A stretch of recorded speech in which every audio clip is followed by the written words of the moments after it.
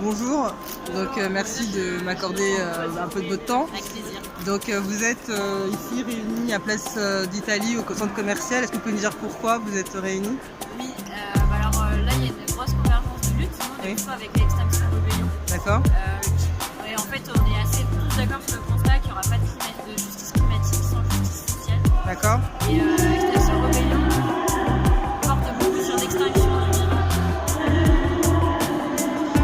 C'est une chose qu'on entendra, ouais. Et la disparition de la biodiversité, et par rapport à un chiffre assez marquant, c'est qu'on est à la 6e extinction de masse et qu'on va à une vitesse de 100 à 10 000 fois plus vite de disparition des espèces que les extinctions précédentes. D'accord, ça c'est important de le savoir parce que on ne le dit pas forcément assez, on n'apprend pas forcément à nos élèves aussi notamment. Voilà. Et alors vous en tant que femme, je voulais savoir, est-ce que vous avez l'impression que vous pouvez apporter quelque chose de spécifique dans ce genre de mouvement? Par exemple, on m'a dit tout à l'heure qu'il y avait de la méditation ce matin, que tout à l'heure il y avait de la danse, il y avait des chants. Est-ce que vous pensez que ça peut aider à donner plus d'adhésion? Est-ce que les policiers chargent moins? Ou pour vous ça n'a pas vraiment ça ne change rien la différence de sexe? Moi, par rapport à la méditation, etc., je ne veux pas que ce soit quelque chose qui soit juste pour les femmes, qui soit apporté par les femmes et qui puisse aider les femmes. Ça, c'est plus à mon avis pour installer une ambiance apaisée aussi. On n'est pas forcément apaisé avec ce constat-là, mais je trouve que c'est important qu'on prenne soin les uns des autres. C'est plutôt ça. D'accord. Après, sur la position de la femme,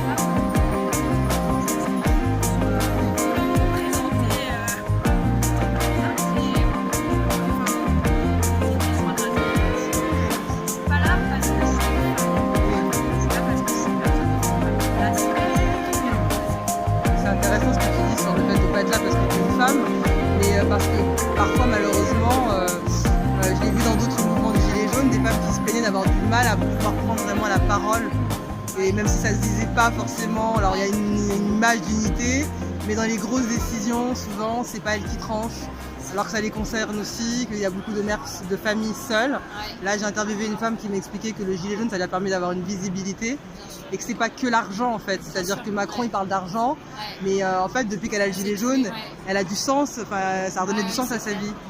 Juste si je peux rajouter un peu sur le rôle de la femme, c'est peut-être en fait dans l'écologie, je pense qu'il y a beaucoup de place pour la sensibilité et notamment le soin et notamment la reconnexion avec la nature. Ça c'est un constat aussi qu'on fait et je pense qu'on est assez tous d'accord qu'à partir du moment où on a détaché la culture et la nature, on a construit tous nos modèles économiques et tous nos modèles de croissance sans du tout prendre en considération notre environnement. Et que peut-être que la femme est plus sensible à ça et que ce sera un lien ou en tout cas une aide pour pouvoir se reconnecter. C'est très intéressant parce que tu reprends un peu les thèses de Karl Polanyi qui parlait du désencastrement, de la science économique, et là tu nous dis quelque chose, tu vas même plus loin que lui en disant qu'on a détaché la culture de l'écologie, de la nature. Et c'est quand même peut-être quelque chose de très très marquant. Et peut-être que les femmes, est-ce que vous pensez peut-être, nous donnons la vie. Voilà, nous donnons la vie. Et par rapport à nous, ce qu'on fait sur la surveillance, on essaie de se réapproprier aussi une identité qui nous avait peut-être volé, dans le sens où on a réinterprété les paroles de Simone de Beauvoir. Comme quoi en fait on était plus faible parce que justement on était handicapé par ça. Et est-ce que vous pensez justement que ce pouvoir-là, cette sensibilité-là, on peut apporter vraiment quelque chose sans être dans la lutte des sexes, mais pour vraiment faire comprendre aux gens à quel point c'est important l'écologie? Ouais, carrément. Moi je sais pas si vous... Est-ce qu'on peut apporter quelque chose en plus ou ça n'a aucun pour vous, ça ne change rien, homme ou femme? Moi, à titre très personnel, c'est très personnel, mais ce pourquoi je suis là aussi, c'est justement le fait que je vais porter la vie parce que j'en ai 13 ans. D'accord.